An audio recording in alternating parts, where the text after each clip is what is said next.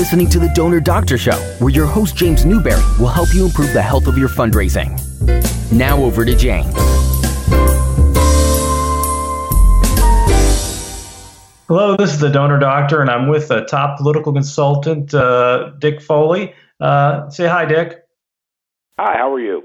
I'm doing well. Now, how did you get into politics? I started very young. I started in high school, and basically through college. Had a couple little political jobs along the way, and then had to figure out how to make a real living. And I was a salesman for many years, but I was still involved in politics on my local level. Eventually, I was elected to the state legislature in Connecticut, and I became Republican state chairman in Connecticut. Okay. And in the last 20 years, have lobbied and run campaigns around the Northeast. Right. It's probably it's a tough area to be a Republican in the Northeast, right? Well, you are plowing the rocky ground, so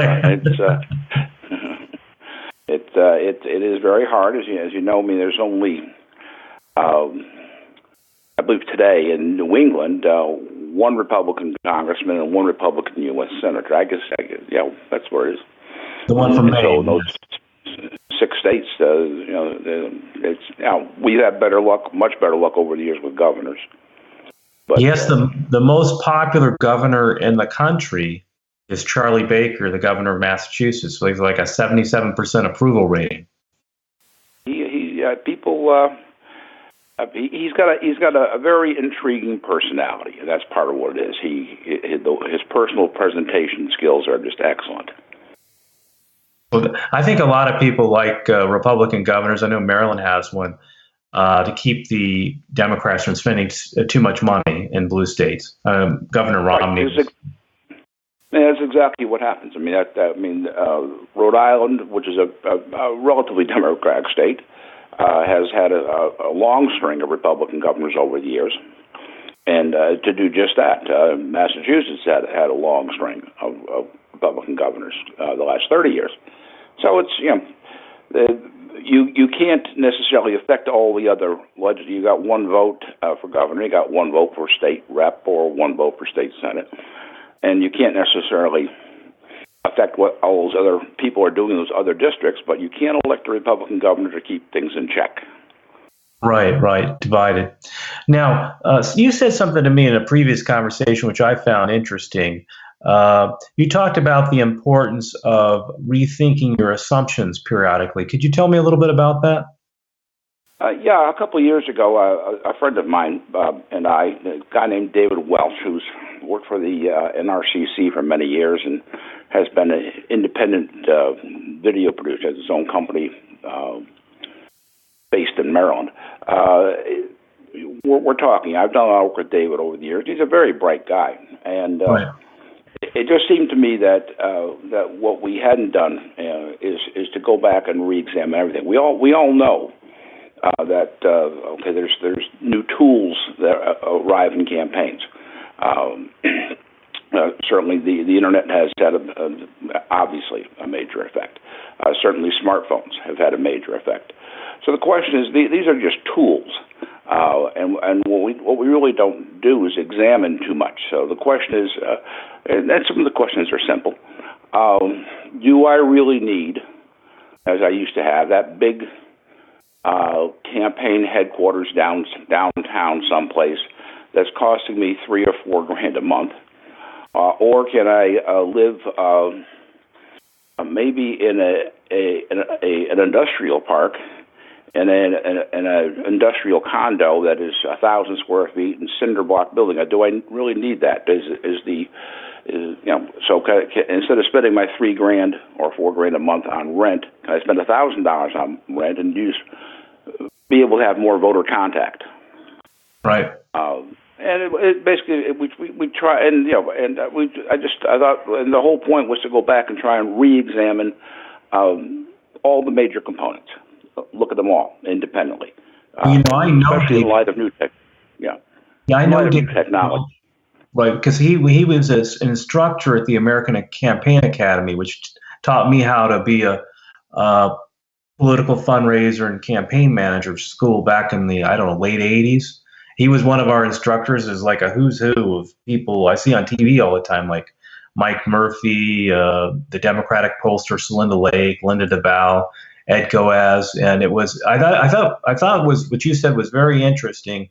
We often get in a pattern, in a rut, something that worked at one time, it may not work as well today. I thought that was interesting.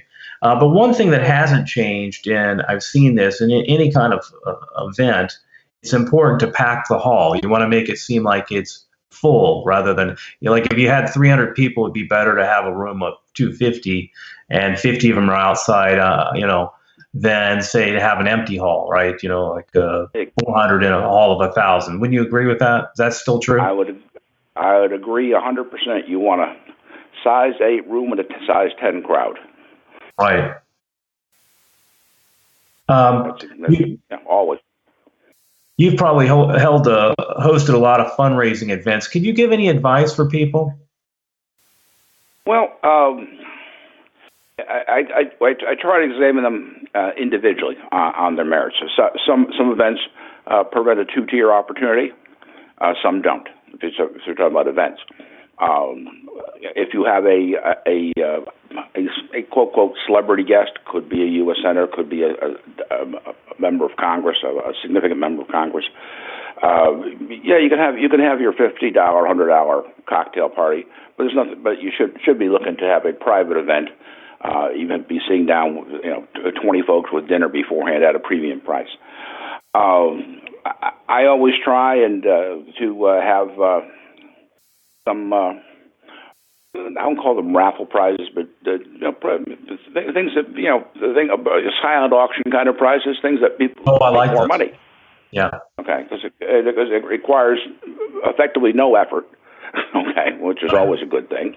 Yes. Manpower can always be stressed, and you just try and make a couple thousand extra on the side if you can. I think the venue is important. For both political events and fundraising events, I think that the venue says a lot about the organization or about the candidate.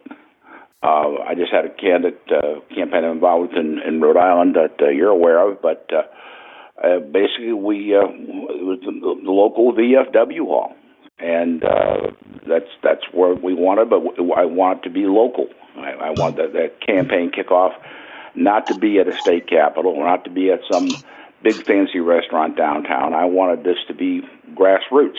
And we put 300 people in a room, and again a small room, so it was nice. So we try and watch. We try and watch. Obviously, always keep an eye on the costs. We always try to tamp down costs to maximize profit. I found events. I always like venues that could be expanded. But could be made to look intimate so that you look like you filled it up. Some venues are like that. They have folding things that they can open up and that kind of thing.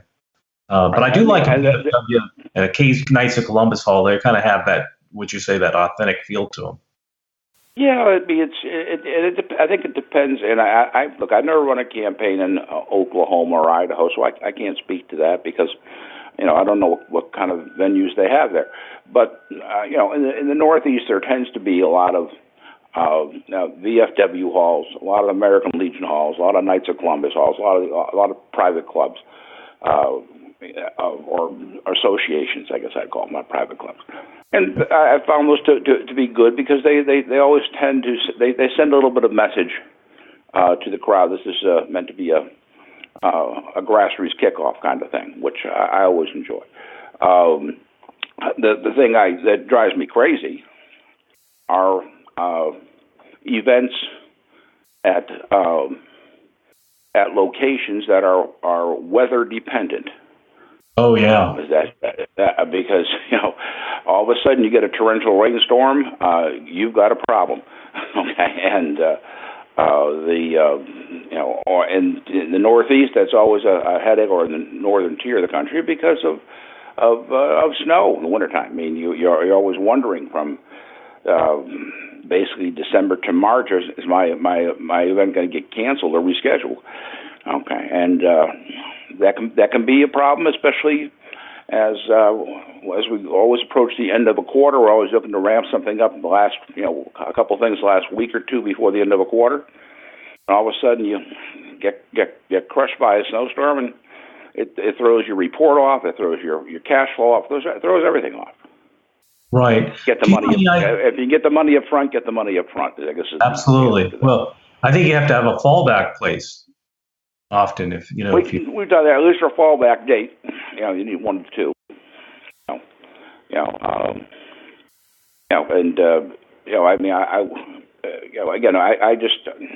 very careful. I mean, I was doing an event next month, and it's a specialized event aimed at a certain group. Okay, that's good. It's helping us. And they had a beautiful venue, this wonderful little local museum, so forth, so on. And because they said they liked us, they were only going to charge us $1,200 for the venue. Well, that's before food, booze, printing tickets, all that sort of stuff. And well, we decided that was probably a bad idea. It was a great venue, but it was way too high priced. I always can try and keep an eye on the cost. You can, it's like every other business. You can only spend the net. You can't spend the gross. Well, that's one of the things they said in fundraiser school. Make sure your fundraiser isn't a fundraiser. It's often the case that events actually lose money. You've heard of that probably. Yes, I've not just heard them. I've been involved in a couple. Oh, that's bad. So I have painful experiences. Yeah.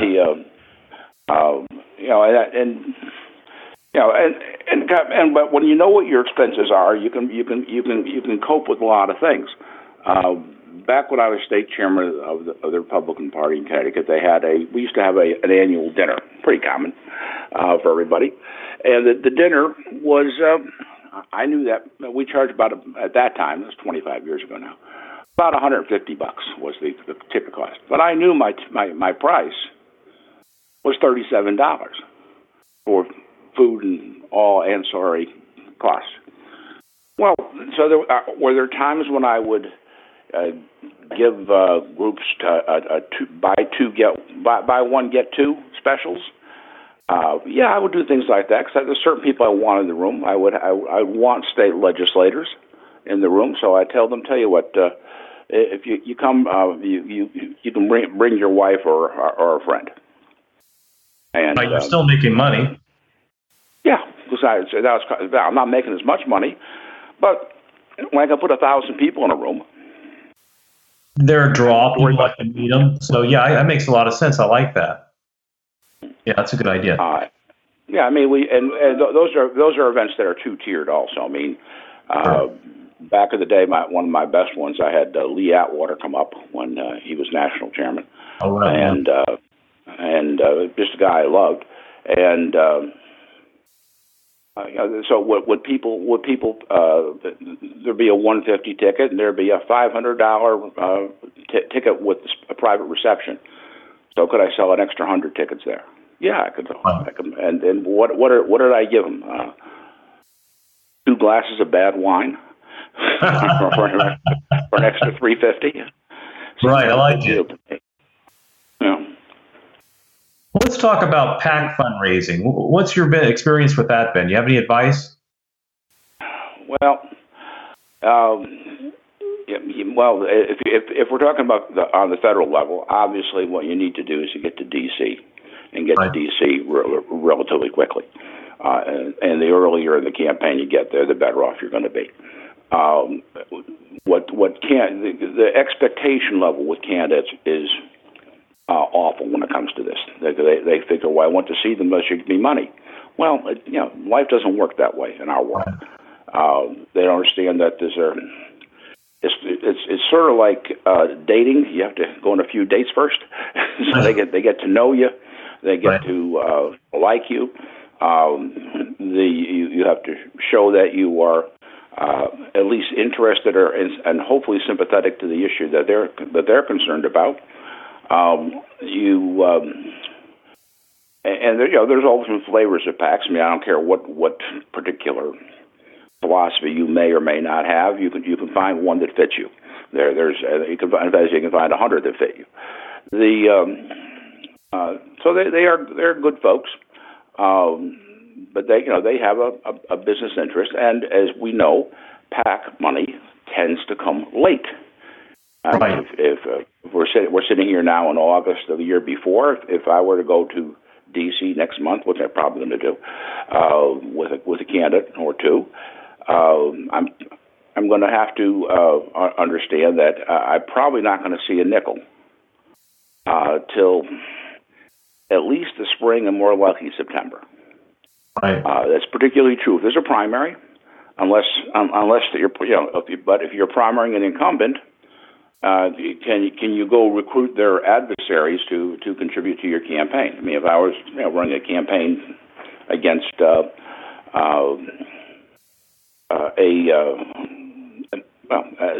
somebody who was a big Obamacare supporter, can I go find anti-Obamacare money? And the answer is probably yes.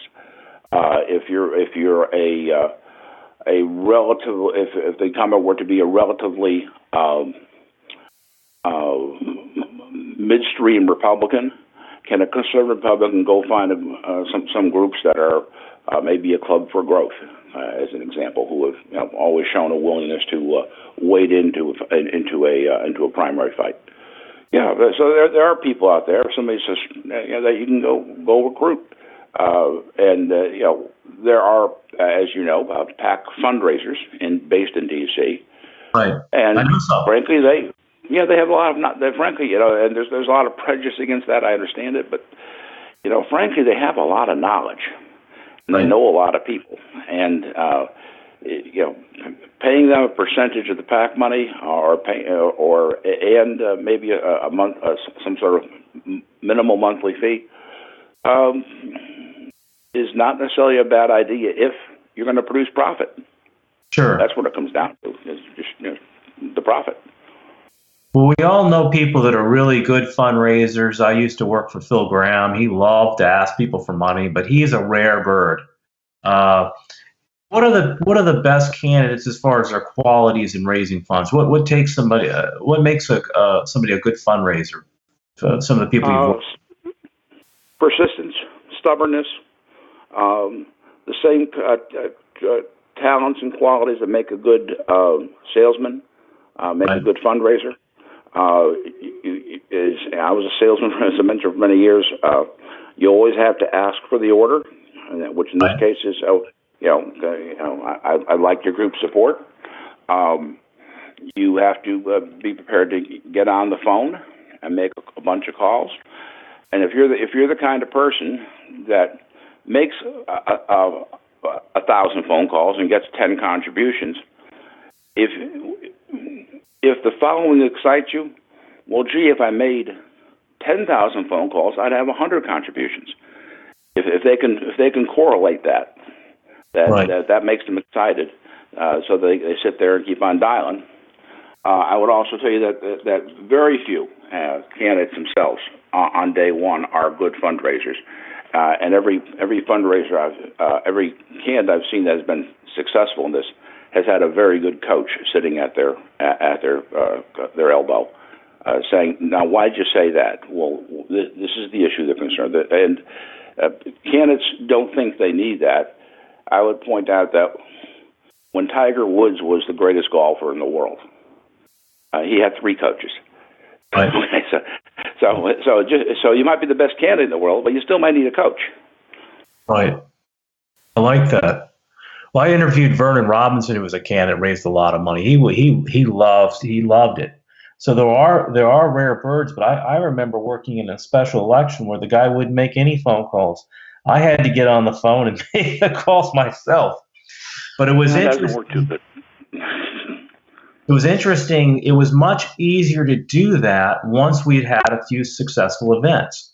So I think it shows that this is all coordinated. You put on a successful event, maybe a 2-tiered, as you're talking about, with the live auction. Excellent idea. and people get to know you, then they take your phone calls, and then you can raise more money on the phone too. I'm sure you found that. Yeah, I mean, there's a gal by Holly Robichaud who's out of Massachusetts who I use for a lot of campaigns. And one of the things I like about Holly is that she tends to think out of the box. So she had a client down in Pennsylvania a few years back, and when the Segway little transport thing was brand new, she brought a Segway into the event. Oh wow! People got up and rode around on it. What did it cost to rent? $100, $150? But it was fun. Right? Yeah, it was fun, and everybody talked about it. And the whole secret is that the next fundraiser, everybody says, "Well, that was fun. Let's do that again." And maybe the next one maybe isn't a Segway. Maybe it's something else. But that's okay. There's always a new idea out there you can incorporate in. Well, LBJ, I got this in the Carroll book. When his first campaign, I think in 1948, he would fly by helicopter to events, and that was relatively new, and it was interesting. It was fun, and it was a treat. People wanted to come and see the helicopter, so he was brilliant at that too. Interesting. Yeah. So that's me. It's a lot nicer if these things fit the audience, are fun, and produce a profit. Because I understand that. For example, we're sitting here in Q3 now of 2017, and I got campaigns I'm trying to get money into, and that's okay. That's the way we're supposed to do it. But I'm going to need money in Q4 too, in Q1 next year, in Q2 next year. So I better find a way to keep those donors. I've always maintained that the best donor you can have is the one you already got. I realize I like that theory. It goes against the theory of prospecting. I understand that, but prospecting is a different part. That's something separate. But it's easier for me to get a guy or gal who's giving me $50 to give me another $50 than go find a new $20. I agree. Absolutely. Yeah, no, I totally agree with you there. Well, Dick, I appreciate you coming on the show. I know you're busy, but I enjoy your show. I know you're a fan. I am. That's great. We're both shocked. But I've enjoyed working with you, and I'm sure we'll be working again in the future. So I thank you for coming on the show. And no problem. Glad to be here. Excellent. Till next time, this is the Donor Doctor signing off.